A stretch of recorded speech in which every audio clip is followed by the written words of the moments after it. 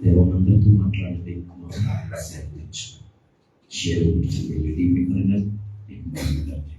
యేసుక్రీస్తు నామమున ప్రార్థించి అడిగి వేడుకొంచున్న ప్రియమైన పరమ తండ్రి, ఆమేన్.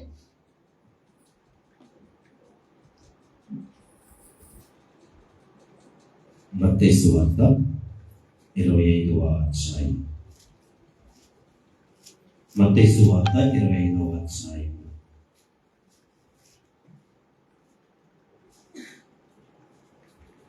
4వ వచనం ప్రారంభం.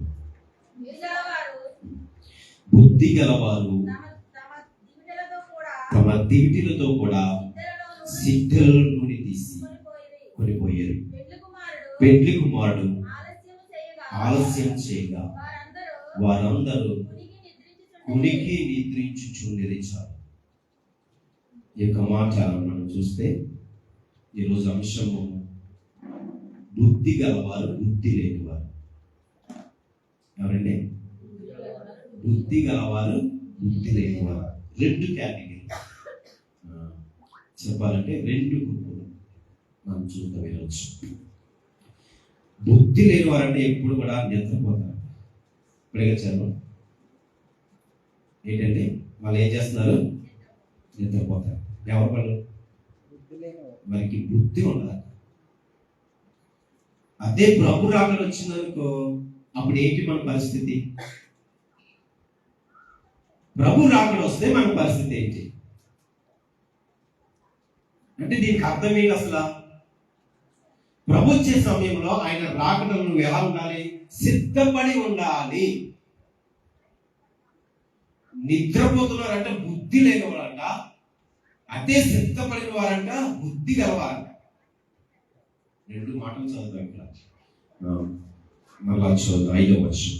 పెండ్లి కుమారుడు ఆలస్యం చేయగా వారందరూ కునికి నిద్రించుచుండిరి. ఇప్పటికి కూడా చాలా మంది అశ్రద్ధ, ఇప్పటికి కూడా చాలా మందికి ఏంటి? నిర్లక్ష్యం. ప్రభు ఎప్పుడో వస్తారులే, చూద్దాం అంటే. నిద్రించడం అంటే ఏంటి? నిద్రపోవడం అనుకుంటున్నారా? ఓకే, అది కూడా ఓకే. అసలు ఏంటి నిద్రించడం అంటే? ఇక్కడ చూస్తే మనం నీలో ఉన్నటువంటి ఆలస్యము, నిర్లక్ష్యము, బద్ధకము, అశ్రద్ధ, సోమరితనం, ఇవన్నీ కలిగి ఉన్నవాడంట ఏమవుతాడు? బద్ధకస్తుడు అవుతాడు. బద్ధకం పెరిగింది ఏమవుతాడు? వాడు ఎప్పుడు నిత్యం నిద్రపోతూనే ఉంటాడు. ప్రభు గురించి ఆశ, ప్రభు గురించి తృష్ణ ఏమీ ఉండవు. ఇంటికి వీళ్ళు ఎవరికి? బుద్ధి లేని వారు.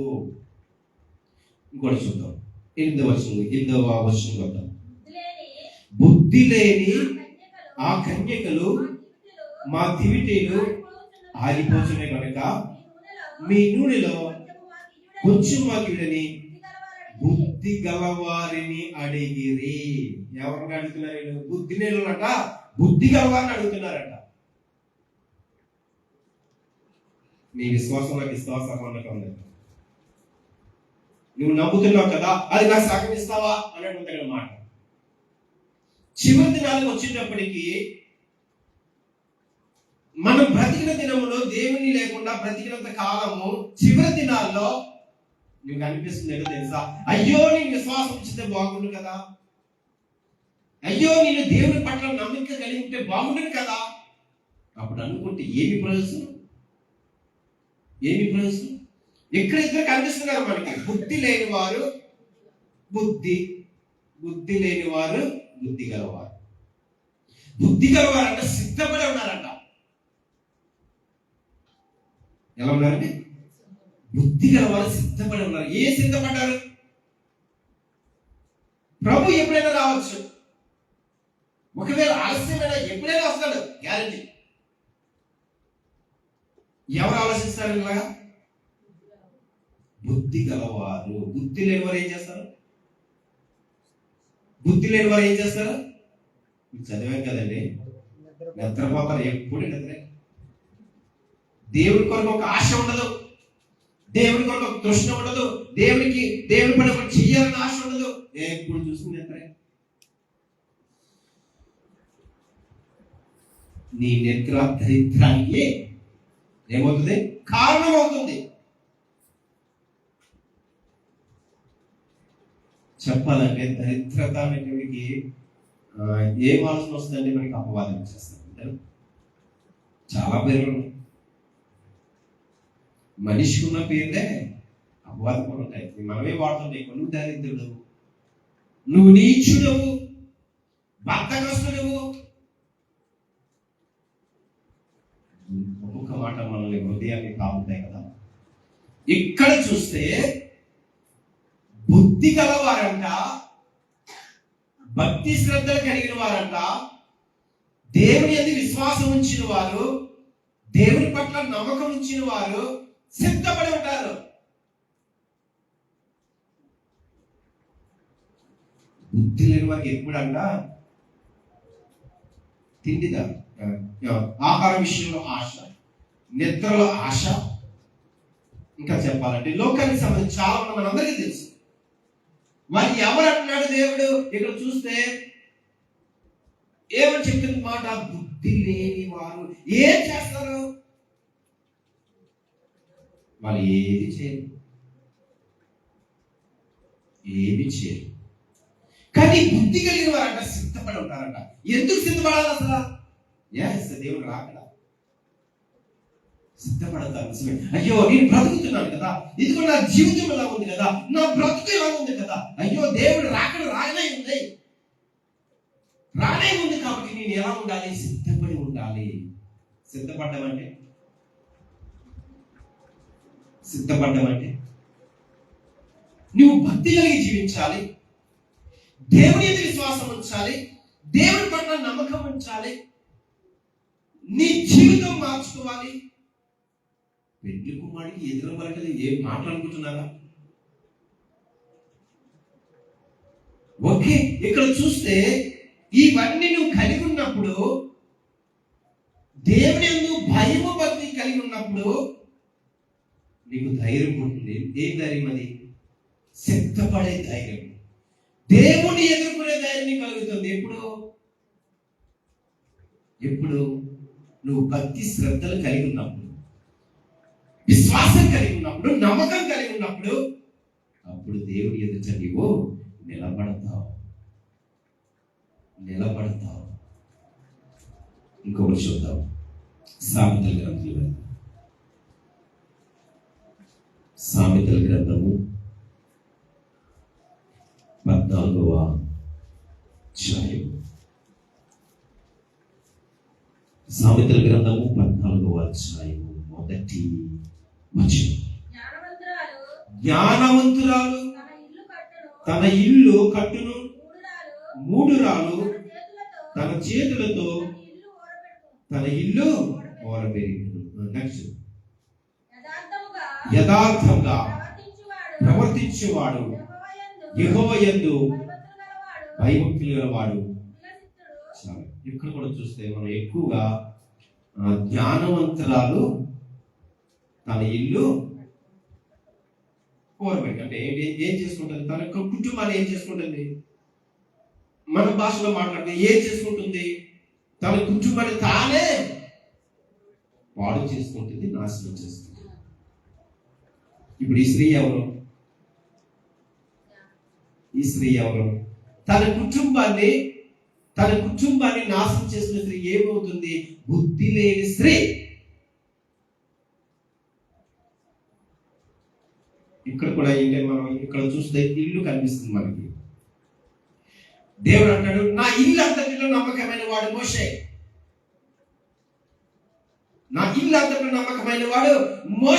మరి నీ కుటుంబానికి నీ నమ్మకంగా ఉంటున్నావా? జ్ఞానవంతురాలుగా ఉంటావా? ఏం చేస్తుంది బుద్ధి గల స్త్రీ? ఇందాక చెప్పుకున్నాం, సిద్ధపడి ఉంటుంది. బుద్ధి గల స్త్రీ అంట ఎక్కడ కడుతుంది? ఇల్లు బండ మీద తన ఇల్లు కడిగి. బండ అంటే క్రీస్తు మీద నీ కుటుంబాన్ని కట్టుకుంటావు. అది స్థిరంగా ఉంటుంది. అది ఇసుక మీద కడితే ఇసుక మీద ఎవరు కడతారు? బుద్ధి లేని వారు. అంటే వారి స్థితి ఎలా ఉంటుందంటే, ఒకరోజు భక్తి, ఒకరోజు విశ్వాసము, ఒకరోజు నమ్మకము, మరుసటి రోజు అవిశ్వాసము, మరుసటి రోజు అపనమ్మకము, మరొకసారి భక్తి లేని వారుగా. అంటే పడి లేస్తూ ఈ రోజు మనం చెప్పుకుంటున్నాము బుద్ధి గలవారు, బుద్ధి లేని వారి గురించి. అంటే జ్ఞానవంతురాలు అంటే ఏ జ్ఞానం పొందుకోవాలి? దేవుని జ్ఞానం పొందుకోవాలి, లోక జ్ఞానం కాదు. లోక జ్ఞానం సంపాదిస్తే నీకు నీవే నాశనం కూడా తెచ్చుకుంటావు. అంటే దేవుని జ్ఞానం పొందుకున్నప్పుడు ఎలా ప్రార్థన చేస్తుంది? తన ఇల్లు చక్కబెట్టుకుంటుంది, తన ఇల్లు బండ మీద కట్టుకుంటుంది, తన గృహము బండ మీద కట్టుకుంటుంది. ఇంతకుముందు కూడా చెప్పాను, బండ మీద ఉన్నటువంటి మన జీవితాలు, కుటుంబాలు స్థిరస్థాయిగా ఉంటాయి, నిత్యము ఉంటాయి. అవి ఎక్కడ కనిపిస్తుందని? కుటుంబం పరలోక రాజ్యంలో కనిపిస్తుంది. అందుకే జ్ఞానవంతురాలంట బండ మీద కట్టుకుంటుందంట తన విశ్వాసంతో. జ్ఞానవంతురాలంట తన నమ్మకం చెప్పిన బండ మీద ఉంటుందంట. అంటే క్రీస్తు పట్ల, క్రీస్తు యందు భయభక్తులు కలిగి తన కుటుంబాన్ని నడిపిస్తుందట. హల్లెలూయా. జ్ఞానం లేని స్త్రీ, బుద్ధి లేని స్త్రీ అంట ఇసుక మీద కడుతుందంట. ఏం నిలుస్తుంది? ఇసుక మీద ఏం నిలుస్తుంది? కనుక ఇంకోటి కూడా చూద్దాం. మత్తయి సువార్త 7వ అధ్యాయం, మళ్ళా మత్తయి సువార్త కొద్దాం. 7వ అధ్యాయం 24వ వచనం. కాబట్టి ఈ నా మాటలు విని వాటి చొప్పున ప్రతి వాడును బండ మీద తన ఇల్లు కట్టుకుని బుద్ధిమంతుని పోలి. ఇప్పుడు ఎవరు మాట్లాడుతున్నారు? ఇప్పుడు స్త్రీ గురించి మాట. ఇప్పుడు ఎవరు? యజమాని గురించి, ఇంటి యజమాని గురించి మాట్లాడుకుంటున్నారు. చదువు, మళ్ళీ చదువు. కాబట్టి ఈ నా మాటలు విని వాటి చొప్పున చేయు ప్రతి వాడును బండ మీద తన ఇల్లు కట్టుకుని బుద్ధిమంతుని పోలి ఉండెను. ఎవరు? యజమాని. యజమాని కూడా ఎక్కడ కట్టాలి? క్రీస్తులో కట్టాలి. ఇప్పుడు స్త్రీ గురించి విన్నాం కదా, మరి నువ్వేం చేస్తావు? చాలా మంది నా భార్య ప్రార్థన చేస్తుందిలే, అయ్యో నా కుటుంబంలో వెళ్తున్నారులే, పర్వాలేదని సరిపెట్టుకుంటారు చాలా మంది. కానీ ఇక్కడే మాట్లాడుతున్నాడు, ఎవరైతే ఈ నా మాటలు విని వాటి చెప్పున జరిగించిన వాడే బండ మీద తన ఇల్లు కట్టుకుని బుద్ధిమంతుని పోలి ఉండేది. ఇప్పుడు చెప్పండి, యజమాని కూడా ఎక్కడ కట్టాలి? క్రీస్తులో నీ కుటుంబాన్ని కట్టబడాలి. ఇంకంతా స్త్రీ మీద మొదలకూడదు కదా. మరి నువ్వేం చేస్తావు? చాలా మంది ఆలోచన, నీ సంపాదిస్తున్నాను కదా, పర్లేదు మీరు ప్రార్థన చేయండి మీరు అలా చాలా మంది యొక్క ఆలోచన విధానం ఇది. కానీ ఇక్కడ కూడా నీవు కూడా క్రీస్తులో కట్టబడాలి. క్రీస్తు అనే బండ మీద నీ కుటుంబాన్ని కట్టబడి ఉంటేనే అది స్థిరంగా ఉంటుంది, బలంగా ఉంటుంది, దృఢత్వంగా ఉంటుంది, బలంగా ఉంటుంది, స్థిరస్థాయిగా ఉంటుంది. అంటే అపవాది ఏం చేస్తాడు? ఇప్పుడు యోబు బండ మీద కట్టుకున్నాడు. ఎన్ని శ్రమలు వచ్చినా, ఇబ్బందులు వచ్చినా క్రీస్తు అనే బండ మీద తన విశ్వాసాన్ని పోగొట్టుకోలేదు, విశ్వాసాన్ని కాపాడుకున్నాడు యోబు భక్తుడు. అంటే యోబు బుద్ధి కలిగిన వాడు కాబట్టి, జ్ఞానం కలిగిన కాబట్టి తన కుటుంబాన్ని మరలా కాపాడుకున్నాడు. నోవాహు కూడా తన కుటుంబాన్ని కాపాడుకున్నాడు. క్రీస్తులో కట్టబడిన కుటుంబంగా ఉంది మనం చూస్తున్నాం. అందుకే కుటుంబం అంతా దేవుని మందిరంలో కనిపించాలి ఖచ్చితంగా. దేవుడు నీకు 6 దినాలు ఇస్తున్నాడంటే ఊరికినే కాదు, నువ్వు ఖచ్చితంగా నీ కుటుంబం కనిపించాలంటే. ఎవరికి ఈ మాట అర్థం కావట్లేదు. అర్థం కావట్లేదు. కొంతమంది వస్తే కొంతమంది ఎలా, కుటుంబ సభ్యులు కొంతమంది కనిపిస్తారు. అసలు ఏమిటి మనకి అసలు ఆ దేవుడు ఎందుకు నమ్ముతున్నావు? ఎందుకు నీకు విశ్వాసం అసలు ఎక్కడ? మనం చెప్తున్నాయి కదా, యెహోషువ అంటాడు, నేను నా ఇంటి వారు యెహోవానే ప్రార్థన చేస్తాం, దేవునికే ప్రార్థన చేస్తాం, మా కుటుంబం అంతా ప్రార్థన చేస్తాం, దేవుని సన్నిధిలో కనిపిస్తాం అంటున్నాడు కదా. మరి నీవు మాట చెప్పవా? సంపాదన ఎక్కువైపోతే దేవుడు కనిపించు. నీకు ధనం ఎక్కువైపోతే దేవుడు అక్కర్లేదు, నీకు అక్కర్లేదు. కానీ ఆ ధనం లేకుండా చేస్తే నీ పరిస్థితి ఏంటి? ఇప్పుడు నేను ఆలోచన చేసావా? నీకు ఒక్క రూపాయి కూడా రాకపోతే నీ పరిస్థితి ఏంటి? నీ పరిస్థితి ఏంటి అసలు? ఎప్పుడైనా మనం ఆలోచన చేస్తామా? ఒక్కొక్క మాట మనకి ఆలోచన కలిగి ఉన్నప్పుడు, మనకి ఆలోచన వచ్చినప్పుడు, మనకి తలంపులు కలిగినప్పుడు దేవుని నువ్వు ఎందుకు ఆలస్యం చేస్తున్నావు? ప్లీజ్, ఎందుకు ఆలస్యం చేస్తున్నావు? అందుకే బుద్ధి కలిగిన వారు ఏం చేస్తారు? క్రీస్తు అనే బండ మీద తన కుటుంబాన్ని కట్టుకుంటాడు యజమాని. Next person. వాన కురిసెను, వరదలు వచ్చెను, గాలి విసిరి ఆ ఇంటి మీద కొట్టిన గాని దాని పునాది బండ మీద వేయబడిన కనుక అది పడలేదు. మరియు ఈ నా మాటలు విని వాటి చొప్పున చేయని ఏంటంటే ఎవరైతే చేయకుండా ఉంటారో, చదువు, చేయని ప్రతి వాడు ఇసుక మీద తన ఇల్లు కట్టుకున్న బుద్ధిహీనుడు, పిచ్చోడు. చాలా బైబిల్ గ్రంథం అర్థం ఏంటంటే ఇది మనం చదువుతాం. బుద్ధిహీనుడు అంటే ఎవరు తెలుసా? పిచ్చోడు. దీనికి అర్థం ఇది. బుద్ధిహీనులు అంటే ఇసుక మీద కడతారంట. ఆర్టిఫిషియల్. ఎక్కడ కడతారు? ఇసుక మీద కడతారు. నీ విశ్వాసాన్ని అక్కడే కడతారు. నీ నమ్మకం దాని మీద ఉంచుతావు. నీ యొక్క భక్తి శ్రద్ధ దాని మీద ఉంచుతావు. కానీ కొన్ని రోజుల తర్వాత వరద వచ్చినా, వాన వచ్చినా ఏమవుతుంది? చదువు, మళ్ళా చదువు. వాన కురిసెను, వరదలు వచ్చెను, గాలి విసిరి ఆ ఇంటి మీద కొట్టెను, అప్పుడది. చాలు. చూసారు? ఇప్పుడు మన విశ్వాసం ఎలా ఉంది? బుద్ధి లేని వారి విశ్వాసం ఎలా ఉంది? అనుకుంటావు నాకు విశ్వాసం ఉంది, అనుకుంటావు నాకు నమ్మకం ఉంది, అనుకుంటావు నేను భక్తి పరుడిని, నీకు నీవే అనుకుంటావు. కానీ ఈ లోపల వరదలు వస్తే, తుఫాను వస్తే, వర్షం కురిస్తే, ఇసుక మీద కట్టిన గృహం ఏమవుతుంది? పడిపోతుంది. మరి విశ్వాసం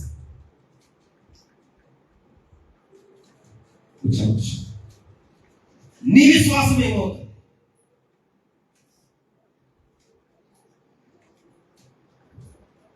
చదువు. గాలి విసిరి ఆ ఇంటి మీద కొట్టిన గాని దాని పునాది బండ మీద వేయబడిన కనుక అది పడలేదు. Okay, next 27.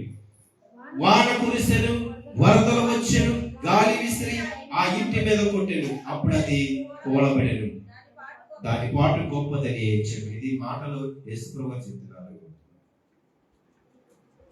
భక్తులు చెప్పి కాదు, యేసుప్రభు స్వయంగా చెప్తున్నారు. అంటే నీ విశ్వాసం ఎలా ఉంటుంది? నీ నమ్మకం ఎలా ఉంటుంది? దేని మీద కడుతున్నావు నీ భక్తి? ఎక్కడ ఉంది నీ భక్తి? ఎక్కడ నీ విశ్వాసం? ఎక్కడ నీ నమ్మకము? క్రీస్తు మీద, అలాగే లోకం మీద కడుతున్నావా? బండ నిత్యం కనిపిస్తుంది, నిత్యం ఉంటుంది. అందులో నీకు జీవధారలు వస్తాయి. బండను కొట్టగా అందులో చేయవచ్చునే. క్రీస్తే బండ కదా, జీవధారాలు వస్తాయి, జీవజలాలు వస్తాయి. ఇశ్రాయేలు ప్రజలు ఎక్కడికి ఉన్నా అది త్రాగే నీటిలో వాళ్ళు ప్రవహిస్తూనే ఉంది. మరి ఎక్కడికి వెళ్ళినా మరి నీకు నిజంగా నువ్వు బండ మీద కడితే, విశ్వాసంతో కడితే, నమ్మకంతో కడితే కనుక నువ్వు ఎక్కడ ఉన్నా హల్లెలూయా దేవుడిని కాపాడుతూ పోషిస్తూ సమస్తము దేవుడికి సమకూరుస్తాడు. ఎందుకంటే నువ్వు బండ మీద కడుతున్నావు కాబట్టి, బండ మీద ఉంచావు కాబట్టి విశ్వాసం, బండ మీద కట్టావు కాబట్టి నీ గృహ, నీ కుటుంబాన్ని, నీకు లోటు ఏముంటుంది, నీకు ఇబ్బంది ఏముంటుంది ఉండదు. అందుకే మనము ఇక్కడ చూస్తే ఒకవేళ అటువంటి విశ్వాసం నీకు ఉందనుకో, అవిశ్వాసం ఉందనుకో, అపనమ్మకం ఉందనుకో, ఒకవేళ నీవు లోకానుసారంగా ఇసుక మీద కట్టావనుకో, వరదలు వస్తాయి, తుఫాను వస్తుంది, వర్షం వస్తుంది, గాలి కొడుతుంది, ఏమీ ఉండదు. అంటే బుద్ధి గలవారు ఏం చేస్తారంట? బండ మీద కట్టుకుంటారు. బుద్ధి లేని వారు ఎక్కడ కడతారంట? ఇసుక మీద కడతారు. ఏమవుతుంది ఇసుక? అట్లా ఉంది మన విశ్వాసం. ఆ విధంగా ఉంది మన విశ్వాసం. నీ విశ్వాసం పేరు పెట్టుకుంటున్నావా? నమ్మకం అని నువ్వు పేరు పెట్టుకుంటున్నావా? నీకు నీవే అనుకుంటున్నావా నేను భక్తి పరుణ్ణి? ఏ పర్లేదని నువ్వే సరిపెట్టుకుంటున్నావా? కుదరదు, ఎట్టి పరిస్థితుల్లో కుదరదు. ఎందుకంటే ఇక్కడ ఆలోచన చేద్దాం. మీరు అనుకుంటున్నారు ఓకే ఇది బండ ఇస్తా అనుకుంటారు, కానీ నీ జీవితంలో ఒకసారి ఆలోచన చేసుకో. ఒక్కసారి నువ్వు నిలబడతావా ప్రభు వచ్చిన తర్వాత? ఆయన రాకడ వచ్చిన తర్వాత నువ్వు నిలబడగలవా? నీవు నీ కుటుంబం? ఇది ప్రశ్న వేసుకో. ఏదో ఈ ధనం గురించి నేను మాట్లాడటం లేదు, కానీ ఇప్పుడు నీ విశ్వాసం గురించి మాట్లాడుతున్నాను. అందుకే అంటాను, నీ విశ్వాసమే నేను స్వస్థపరచడం మనం ఎన్నో చదువుకుంటాం కదా. నీ విశ్వాసమే నేను నడిపిస్తుంది, నీ విశ్వాసమే నేను బ్రతికిస్తుంది, నీ నమ్మకమే నీకు కార్యం జరుగుతుంది. నీకు విశ్వాసం ఉంది కాబట్టి అద్భుతం చూస్తున్నావు. కానీ చివరి దినాల్లో ప్రభు వస్తే నువ్వు నిలబడతావా? బండ మీద నిలబడతావా? ఇప్పుడు ఆలోచన చేస్తావు. నీ యొక్క వ్యక్తిగత జీవితం గురించి ఆలోచన చేయి, నీ గురించి నువ్వు ఆలోచన చేసుకో. ఇదిగో ప్రభు రాకడ పర్యంతము వరకు నీకు ప్రభు వచ్చాడు. నువ్వు ఎదుర్కోగలవా ప్రభుని? ప్రభుత్వం మాట్లాడగలవా? ఏదో రోజులు గడుస్తున్నాయి, రోజులు వెళ్ళిపోతున్నాయి, పర్వాలేదులే అనుకుంటున్నావా? ఒక రోజు ఉంటుంది. ప్రతిసారి ఈ విషయం చెప్తాను నేను. ప్రతి విషయం ఈ విషయం చాలా మార్లు మనం విన్నాం కూడా. ఒక రోజు వస్తుంది, జ్ఞాపకం చేసుకో. ఒక క్షణం వస్తుంది, జ్ఞాపకం చేసుకో. ఏడిచినా ప్రయోజనం లేదు. నువ్వు గుండెలు బాధకుండా ప్రయోజనం లేదు. నీకు ఇప్పుడు మాటలు చేతిగా ఉండవచ్చు, నీకు ఇబ్బందికరంగా ఉండొచ్చు మాటలు. నిజంగా నీ మాటలు వింటే నీలోంచి మధురం బయటకు వస్తుందంటే మనకు తెలుసు. మధురం చేదు మనకు తెలిసేవారు భయం. ఇప్పుడు నీకు అనిపించవచ్చు, నీవు వాటిని అంగీకరించలేకపోవచ్చు, నీవు వాటిని నీ హృదయంలో పెట్టుకోలేకపోవచ్చు. కానీ ఒక దినాన అయ్యో ఆ మధురమైన మాటలు నేను ఎందుకు వినలేదే అనిపిస్తుంది. అప్పుడు ఎందుకు ఆ తీయని మాటలు నేను వినలేదే, ఆ మాటలు నేను ఎందుకు గ్రహించలేకపోయినా, ఎందుకు ఆ మాటలు నేను నా హృదయం పెట్టుకోలేకపోయినా అని ఒక రోజు వస్తుంది. ఆ చేదు మాటలు మీకు ఏ రోజు తెలుసా? అబ్బా ఎంత మధురమైన మాటలు నేను వినలేదా, చక్కటి మాటలు నా హృదయంలో నేను బాగా పంచుకోలేదు అనిపిస్తుంది. కనుక మనం ఇక్కడ ఈ రోజు మాట్లాడుకుంటున్నాం. నువ్వు బుద్ధి గలవాడవా, బుద్ధి గలదానివా, బుద్ధి లేని స్త్రీవా, బుద్ధి లేనివాడివి, బుద్ధి లేని వాడివా? ఇది మనకే అర్థమవుతుంది కదా, మనకే అర్థమైపోతుంది కదా. ఏ విషయంలో ఉంటున్నావు? ఏ విషయంలో ఉంటున్నావు? జాగ్రత్త. వరదలు వస్తాయి, తుఫాను వస్తుంది, గాలి విసురుతుంది, వర్షం వస్తుంది. తట్టుకోగలవా? యేసు నువ్వు క్రీస్తులో ఉంటే నువ్వు తట్టుకుంటావు. అంటే అపవాదేసిన తంత్రములు, అపవాదేసిన బాణములను తట్టుకోవాలంటే నువ్వు బండ మీద ఉండాలి. నీ కుటుంబం అప్పుడే నువ్వు ఎదుర్కొంటావు. ఇసుక మీద ఉంటే పడిపోతావు. మన జీవితం పతనం అయిపోతుంది, మన జీవితం నాశనం అయిపోతుంది. ఇంకా ప్రయోజనం. అందుకే అందరూ చెప్తారు వెలుగు ఉండగానే ఏం పెట్టుకోవాలి, వయసు ఉండగానే రాదు మాట. వయసు ఉంది కానీ జాగ్రత్త. ఏదో కర్ర పట్టుకొని చివరిలో నోట్లో చుట్ట పెట్టుకుని అయ్యే అల్లుడి అంటే కుదరదు. అప్పుడు కుదరదు. ఇంకా ఇప్పుడు అడుగుతున్నావు నీకు జాగ్రత్త. నువ్వు ఏ స్థితిలో ఉన్నావు, ఎక్కడ ఉన్నావు? నువ్వు బుద్ధిమంతుడువా? బుద్ధిమంతులైతే ఎలా ఉంటారు? బుద్ధిమంతులైతే ఆకాశంలో,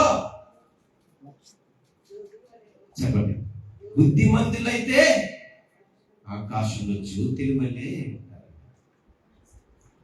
ఎక్కడ వెలుగు, ఎక్కడ కనిపిస్తుంది నీలో? ఎక్కడ ప్రకాశిస్తున్నావు నువ్వు? ఎక్కడ, ఎవరికి నువ్వు కనిపిస్తున్నావు వెలుగుగా? కొంతమంది ఫేస్బుక్ చూస్తే తెలిసిపోతా, నువ్వు చెప్పేస్తారు కదా, చెప్పేస్తారు కదండి, ఫేస్ రీడింగ్ చేస్తారు నువ్వు అలాగా. కానీ నీలో ఏం కనిపించాలి? దేవుని వెలుగు కనిపించాలి. అప్పుడు అంటే నిజమే కదా, ఎంత ప్రకాశంగా ఉంటారు ముఖము అంటే. ఎంత ఓషిని చూడగానే భయపడిపోయారు కదా. ఇంకోటి చూద్దాం, సామెతల గ్రంథం, సామెతల గ్రంథం 10వ అధ్యాయం. సామెతల గ్రంథము 10వ అధ్యాయం మొదటి. జ్ఞానము గల కుమారుడు తండ్రిని సంతోషపరచును, బుద్ధి లేని కుమారుడు తన తల్లికి దుఃఖము పుట్టించును. ఇక్కడ ఎంత కనిపిస్తారు? బుద్ధి కలిగిన కుమారుడట ఎవరిని తృప్తిపరుస్తాడు? తల్లి తండ్రుల్ని. బుద్ధి లేని వాడు, బుద్ధి లేని కుమారుడు తన తండ్రికి దుఃఖము పుట్టించు. మరలా చేద్దాం అంటారు, మరలా చేద్దాం, అందరం చేద్దాం. బుద్ధి లేని వారు తల్లిదండ్రికి ఏం చేస్తారు? అవమానము, దుఃఖము, నిరాశ, ఇంకా చాలా తీసుకొస్తారు కదా. అదే బుద్ధి కలిగిన కుమారుడు తండ్రికి సంతోషం, ఆనందం కలిగిస్తారు. ఇప్పుడు ఇది ఎవరి గురించి మాట్లాడుకుందాం? ఎవరి గురించి మాట్లాడుకుందాం? దేవుడు ఏం కోరుకుంటున్నాడు నీ నుంచి? నీ ద్వారా ఆయన సంతోషపడాలని ఆశపడుతున్నాడు, నీ ద్వారా ఆయన ఆనందపడాలని ఆశపడుతున్నాడు. దేని నిమిత్తము? ఈ లోకంలో బుద్ధిమంతులుగా జీవించాలని. ఇప్పుడు చెప్పండి, బుద్ధి లేని వారి తండ్రి కంటే ఎవరు దేవుడికి ఏం తెస్తున్నారు? బుద్ధి లేని వారు తండ్రికి ప్రభువైన యేసుక్రీస్తు వారికి ఏం తీసుకొస్తున్నారు? దుఃఖం. బాధపడుతున్నాడు ఈ పరిస్థితిని చూసి, ఆయన దుఃఖపడుతున్నాడు నీవు చేసే ప్రతి పనిని చూసి. నువ్వెందుకు చెప్తున్నావు నా తండ్రి నా తండ్రి అని ఎందుకు చెప్తున్నావు? నువ్వు నా ప్రభు నా రక్షకుడు నా యేసయ్య అని ఎందుకు చెప్తున్నావు? నువ్వేం చేస్తున్నావు? అసలు దేవుడికి దుఃఖం తీసుకొస్తున్నావా? అది నీకే తెలుసు, అది నీకు తెలుసు. మరి దేవుడు నీ పట్ల ఎలా సంతోషపడతాడు? ఎలా సంతోషం కలిగి ఉంటుంది దేవునికి? ఏం చేస్తే సంతోషపడతాడు దేవుడు? ఇక్కడ చదువుతున్నాం కదా, జ్ఞానం కలిగిన కుమారుడు, జ్ఞానం కలిగిన కుమార్తె. అలా చెప్తున్నాం, జ్ఞానం కలిగిన కుమారుడు. జ్ఞానం ఎక్కడి నుంచి వస్తుంది? జ్ఞానం ఎవరు ఇవ్వాలి? రవ్వే ఇవ్వాలి. అప్పుడంట జ్ఞానం కలిగిన కుమార్తె, జ్ఞానం కలిగిన కుమారుడు అంట దేవుడిని సంతోషపరుస్తాడు.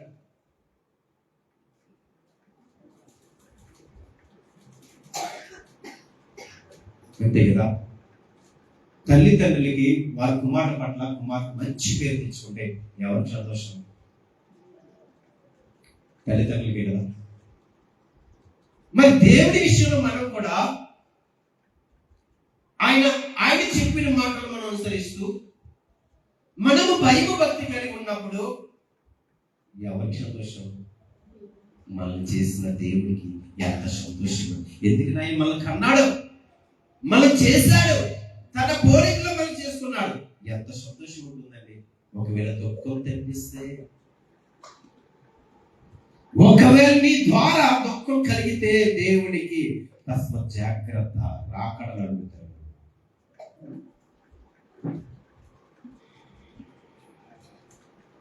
ఆయన రాకడలు నువ్వు నిలబడతావా? ఎన్ని విషయాల్లో మనం దేవునికి దుఃఖం కలిగిస్తున్నాం ఈరోజు కౌంట్ చేసుకో. పర్వాలేదు, నువ్వెవరికి చెప్పక్కర్లేదు, నీ హృదయం నీకు సాక్షి. నీవే మాట్లాడుకో. ఏ విషయంలో నువ్వు దేవునికి దుఃఖం కలిగిస్తున్నావు? నీకు అన్ని తెలిసి కూడా, దేవుడి గురించి అన్ని విషయాలు తెలిసి కూడా నువ్వే విషయంలో దుఃఖపరుస్తున్నావు దేవుడిని? రాసుకో, లేదా లెక్క పెట్టుకో. ఇవన్నీ దేవుడు అడుగుతాడు. మనుషులు మర్చిపోచేమో కానీ దేవుడు మర్చిపోడు. ఎందుకంటే నీకంటే మనకంటే జ్ఞానం కలిగిన దేవుడు, పరమజ్ఞాని, సర్వజ్ఞాని అయినా. కనుక ఈ మాటలు మనం ఆలోచన చేస్తే ఇప్పటికైనా మేలుకో, ఇప్పటికైనా తెలుసుకో. ఎందుకంటే ప్రభు క్షమించేవాడు, ప్రభు శిక్షించేవాడు కాదు, క్షమించేవాడు. ఎందుకంటే దేవుని సన్నిధికి వచ్చినప్పుడు, దేవుడు బాధలు పట్టుకున్నప్పుడు క్షమిస్తాడు. శిక్షించినప్పుడు. కానీ ఆ శిక్షకే నువ్వు అరవలేదని నువ్వు అనుకుంటే ఆయన రాకడలో నిలబడతావు. అప్పటి వరకు ఆయన దుఃఖాన్ని కలిగిస్తూ, రాను ఆయనకి ఇంకా మనోవేదన కలిగిస్తూ నువ్వు బ్రతుకుతుంటే ప్రతిది కూడా లెక్క లెక్క లెక్క అడుగుతాడు పేసంగా. కనుక ఈరోజు మనం రెండు విషయాలు మాట్లాడుకుంటున్నాము. ఒకరు బుద్ధి లేని వారు, మరొకరు బుద్ధి కలిగిన వారు. ఈ రోజు అన్ని లెక్క నువ్వు చూసుకో, నువ్వు ఏ గ్రూప్లో ఉన్నావు, ఏ కేటగిరీలో ఉన్నావు, నువ్వే ఆలోచన చేసుకో. ఇది నేను చెప్పిన మాట కాదు, కానీ ప్రభు స్వయాలు మాట్లాడుతున్న మాటలు. బుద్ధి లేని వారు, బుద్ధి కలిగిన వారు. జ్ఞానం కలిగిన వారు అంటే నిజమైన దేవుడు ఎవరో తెలుసుకుంటారు, నిజరక్షకుడు ఎవరో అని తెలుసుకుంటారు. జ్ఞానం లేని వారు కొట్టుకుపోతారు, వరదలో కొట్టుకుపోతారు. ఒక మార్గం చెప్పుకున్నాము, తన సొంత కుమారుడే వరదలో కొట్టుకుపోతుంటే, వీళ్ళందరూ కుటుంబ సభ్యులందరూ ఒడ్డు మీద ఉన్నారు. తన కుమారుడు వరదలు వచ్చి కొట్టుకుపోతుంటే వాళ్ళు ప్రాణాలు ఎలా పోతారు? అయ్యో నా కుమారుడు చనిపోతున్నాడే చూస్తుండగా, అయ్యో బ్రతుకుండే మా ముందే వెళ్ళిపోతున్నాడే, కొట్టుకుపోతున్నాడే అని ఎంత బాధ ఉంటుందండి. చూస్తుండే కానీ చనిపోతుంటే మరి నీకు అనిపించట్లేదా? నీ కుటుంబంలో అయ్యో వీరు నశించిపోతున్నాడే, రక్షణ లేక నశించిపోతున్నాడే.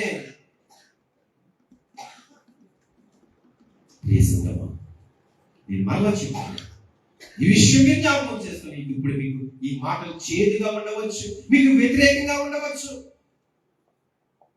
మీకు భారంగా అనిపించవచ్చు, మీకు కష్టంగా అనిపించవచ్చు. కానీ ఈ మాటలే ఒకప్పుడు నీకు జ్ఞాపకం వస్తాయి. ఆ స్థితి నీకు వద్దు, ఆ పరిస్థితి మనకు వద్దు. ఇప్పుడే ప్రభుకి సాగిలపడుకో,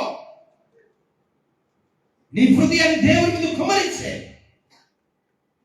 నా ప్రభు నా సొంత రక్షకుడు అని అంగీకరించు. లేదంటే వీటికన్నిటికి నువ్వు సమాధానం చెప్పవలసిన వాడివే ఉన్నావు. ప్రభు ప్రభు ముందు నిలబడి ఈ మాటలకి, దేవుడు చెప్పే ప్రతి మాటకి నీ దగ్గర సమాధానం ఉంటే పర్వాలేదు, లేకపోతే ఎక్కడికి వెళ్తాం? ఎక్కడికి వెళ్తాం? కనుక చెప్పబడిన మాటలు నీకు అయిష్టంగా ఉన్నా పర్వాలేదు, నీకు ఇష్టం లేకపోయినా పర్వాలేదు, నీకు చేదుగా ఉన్నా పర్వాలేదు, నీకు కష్టంగా ఉన్నా పర్వాలేదు. ఎందుకో తెలుసా? దేవుని మాట, దేవుడు మీ ముందు నిలబడినప్పుడు, నీ ముందు నిలబడినప్పుడు నీ దగ్గర ఏ మాటలు ఉంటాయి? దేవుడు అడుగుతున్నాడు, మరలా అడుగుతున్నాడు, ఏ మాటలు ఉంటాయి? ఏం చెబుతావు? ఇప్పుడే నన్ను తప్పించుకోవడానికి అవకాశం ఉందేమో కానీ అప్పుడైతే ఎట్టి పరిస్థితిలో ఉండదు. నువ్వు తప్పించుకొని తిరగవచ్చేమో, ఇప్పుడు ఏదైనా చెప్పవచ్చేమో, కానీ అప్పుడు కుదరదు. ఎందుకు తెలుసా? నిన్ను చేసిన దేవుడు, జీవం కలిగిన దేవుడు, జీవాన్నిచ్చిన దేవుడు, నీకు ప్రాణం ఇచ్చిన దేవుడు, ఆత్మనిచ్చిన దేవుడు ముందు నువ్వు నిలబడి ఏం చెబుతావు? ఏం చెబుతావు? అందుకే మనం బ్రతికినంత కాలం అంట భయభక్తులు కలిగి బ్రతకాలి. మనం భయభక్తులు కలిగి బ్రతకాలి. అందుకే ఈరోజు మనం రెండు వర్గాల గురించి మాట్లాడుకున్నాం, రెండు కేటగిరీ, అంటే రెండు గుంపుల గురించి మాట్లాడుకున్నాం. నువ్వే తెలుసు ఏ గుంపులో ఉన్నావు, ఏ గుంపులో నువ్వు ఎక్కడికి వెళ్తావు? ఒకే బుద్ధి గలవారు ఉంటారు, నిజమే, ఆకాశంలో జ్యోతుల వలె కనిపిస్తారు. మరి లోకానుసారంగా ఉంటే ఏం వెలిగిస్తావు? లోకానుసారంగా నువ్వు బ్రతికితే, జీవిస్తే ఏం చేస్తావు? ఇక్కడే కనిపిస్తుంది కదా, చీకటే, లోకం అంటే చీకటే, లోకం అంటే చీకటే. అక్కడే ఎలా ప్రకాశిస్తావు? బుద్ధిమంతులైతే ఆకాశంలో జ్యోతుల వలె ప్రకాశిస్తారు. మరి నీవు నీ కుటుంబానికి నువ్వు ఉంటున్నావా? అలాగా నీ కుటుంబంలో నువ్వు ఉంటున్నావా? అందుకే అందరికీ దేవుడు ఒక గ్రంథం పెట్టాడు తెలుసా? కుటుంబాన్ని వంక పెడతావనే గ్రంథం ప్రతి ఒక్కరికి ఉంటుంది. అన్ని విషయాలు రాయబడతాయి. ఒకవేళ నువ్వు చేసి నువ్వు మర్చిపోవచ్చేమో, కానీ నేను మర్చిపోను. నేను అలా చేశాను, తెలిసి తెలియక చేశానా అన్నానికి ఒక. అందుకే ఇన్ని మార్లు నీకు చెప్పబడుతుంది గ్రంథంలో, ఇన్ని మార్లు నీకు చెప్పబడుతుంది. కనుక మనం బుద్ధి కలిగిన వారిగా, బండ మీద కట్టిన కుటుంబంగా, బండ మీద కట్టిన వ్యక్తిగా మన జీవితం కొనసాగిస్తాం. మన విశ్వాసాన్ని కాపాడుకుందాం, మన నమ్మకాన్ని కాపాడుకుందాం. మనం బ్రతికినంత కాలం ఇదే ప్రభు కోరుకుంటున్నాడు. మనం బ్రతికినంత కాలం అంటాడు దావీదు, నా విశ్వాసాన్ని కాపాడుకుంటున్నాడు. పౌలు అంటాడు, నేను విజయం సాధించాను అంటాడు. ఏది నీ విశ్వాసం? ఏది నీ నమ్మకం? సంవత్సరానికి ఒకసారా? సంవత్సరానికి 2 సార్లు విశ్వాసము, 2 మార్లా 3 మార్లా నీ నమ్మకము? ప్రభు అటువంటి వాడు కాదు కదా. అదే 2 మార్లు నేను కాపాడితే నువ్వు బ్రతకగలవా? 2 మార్లు చూస్తే నువ్వు బ్రతకగలవా? జీవించగలవా? ఆయన కడు దృష్టి నీ మీద ఉంటే. లేకపోతే కానీ మన దేవుడు ఇచ్చి ఉండేవాడు. అందుకే బుద్ధి కలిగిన వాడంట తండ్రిని తల్లిని సన్మానిస్తాడంట, ప్రేమిస్తాడంట. జ్ఞానం లేనివాడు, బుద్ధి లేనివాడంట దుఃఖము తెస్తాడంట. దుఃఖము ఎంతమంది లేరు కుటుంబాల్లో? వారి కుటుంబానికి అవమానం తీసుకొచ్చిన వారు ఉన్నారు, దుఃఖాన్ని తీసుకొచ్చిన వారు ఉన్నారు, వేదన తీసుకొచ్చిన వారు ఉన్నారు. ఎక్కడ సంతోషం కుటుంబంలో? కుటుంబంలో లేనప్పుడు నువ్వు దేవుని ఎలా సంతోషపరుస్తావు? దేవునికి ఎలా ఆనందం కలిగిస్తావు? నీ పట్ల దేవునికి ఆనందం ఉందా? సంతోషం ఉందా? లేదే. కానీ నీకు సంతోషం కావాలి, ఆనందం కావాలి, హ్యాపీగా ఉండాలి, సెలబ్రేషన్ చేసుకోవాలి, ఇవన్నీ చేసుకోవాలి కదా నువ్వు.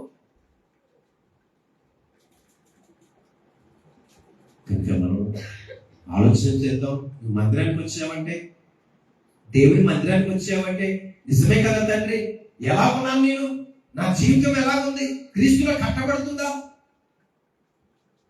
లేదంటే అపవాదిలో కట్టబడుతుందా? ఎక్కడ కట్టబడుతుంది నీకు? సరిగ్రీకరించేనా ప్రభా, నిజమే తండ్రి, నేను బండ మీద కట్టుకుంటానయ్యా నా కుటుంబాన్ని, నా విశ్వాసాన్ని బండ మీద కట్టుకుంటానయ్యా, అయ్యా నా నమ్మకాన్ని నేను బండ మీద కట్టుకుంటానయ్యా, అయ్యా నేను స్థిరంగా ఉండాలనుకుంటున్నానయ్యా, నేను స్థిరపడాలనుకుంటున్నానయ్యా, అయ్యా నీ పట్ల భయభక్తులు కలిగి ఉండాలనుకుంటున్నానయ్యా, నేను అనుసరించాలనుకుంటున్నానయ్యా, నేను ప్రేమించాలనుకుంటున్నానయ్యా, నేను సంతోషపరచాలనుకుంటున్నానయ్యా అని ఒప్పుకుందాం. ప్రార్థన చేద్దాం. దేవుని ప్రార్థన ఆలకిస్తాను, ప్రార్థన ఆలకిస్తాను. మునిపటివి ఇంకా జ్ఞాపకం చేసుకోలేదు, మర్చిపోని కూడా వాటి జోలికి వెళ్ళదు, వాటి వైపు చూడదు. ఇప్పుడే అడుగు ప్రభుని, నీ జీవితం ఎలా మారుతుందో చూడు, క్రీస్తులు కట్టు, నీ బ్రతుకు ఎలా మారుతుందో చూడు, నీ కుటుంబ స్థితి ఎలా మారుతుందో చూడు. పూర్తిగా సంపూర్తిగా ప్రభుని అనుకో, ప్రభు మీద ఆధారపడు, నీ భారం ప్రభు మీద, నీ చింత యావత్తు ప్రభు మీద. ఖచ్చితంగా దేవుడు నేను చూస్తాను, ఆలకిస్తాను, నీకు మేలు చేస్తాను, నీకు ఉపకారం చేస్తాను, నీకు సహాయం చేస్తాను, అద్భుతం జరిగిస్తాను. ఇంకా అంతకంటే ఏం కావాలి? కనుక మనం అందరం బుద్ధి కలిగిన వారిగా బండ మీద కట్టుకుందాం. మనమందరం కూడా జ్ఞానం కలిగి బండ మీద కడదాం. నీ జీవితాన్ని, నీ కుటుంబాన్ని దేవుడు ఖచ్చితంగా కాచి కాపాడతారు, కాచి కాపాడతారు. కనుక ప్రార్థన చేద్దాం. దేవుడు కుటుంబాన్ని దీవించి ఆశీర్వదించాం. మహాపరిశుద్ధ మహాగణడానికి స్తోత్రాలు చెల్లించుకుంటున్నాను. ఈరోజు నేను ఇద్దరు వ్యక్తులు పంపించాను, బుద్ధి లేని వారు, బుద్ధి కలిగిన వారు తండ్రి. ఇవన్నీ మేము ఎటువైపు ఉన్నాము తండ్రి నాయన, ఎటువైపు చూస్తున్నాం మా తండ్రి నాయన. దేవా ఈరోజు మాకు తెలియపరిచారు, మాకు బయలుపరిచారు, మాకు నేర్పించారు తండ్రి నాయన. ఈ స్తోత్రాలు నాయన. ఇక పంట మీద కట్టే వ్యక్తులుగా మా విశ్వాసాన్ని దృఢపరచుకోవడానికి, మా నమ్మకాన్ని నాయన కొనసాగించడానికి ప్రభు నాయన, ఇక పంట మీద కట్టే గొప్ప కుటుంబాలుగా మమ్మల్ని చేయండి ప్రభు. అయ్యా నీవు రానున్నాయినా తండ్రి, రాకడలో మీ మంత్రము ధైర్యంగా తండ్రి నాయన నిలబడడానికి మాకు సహాయం చేయండి మా తండ్రి నాయన. వీళ్ళ వాక్యాన్ని ప్రభావ మీ బిడ్డలందరూ హృదయాలు అయ్యా నాయన పదిలపరిచే వాక్యం దయచేయండి. వీళ్ళ వాక్యాన్ని ఎవరు విడిచిపెట్టుకోకుండా సద్వినియోగం చేసుకునే ప్రభువు ప్రతి బిడ్డకి, ప్రతి కుటుంబానికి మీరే దయచేయండి. క్రీస్తు ప్రభు పేరిట ప్రార్థించి అని వేడుకుంటున్నాను ప్రియమైన ప్రభు తండ్రి. ఆమె తండ్రి కుమార పరిశుద్ధాత్మ త్రేక దేవుని దీవెన ఆశీర్వాదం ఇప్పుడు ఎలా సదాకాలం మన ద్వారా ఎవరికి వీక్షించాను, ఈ మందిరానికి ఎవరికి వీక్షించారు, ఆ కుటుంబం దేవుడు దీవించి ఆశీర్వదించునుగాక. ఆమేన్. అందరికీ వందనాలు.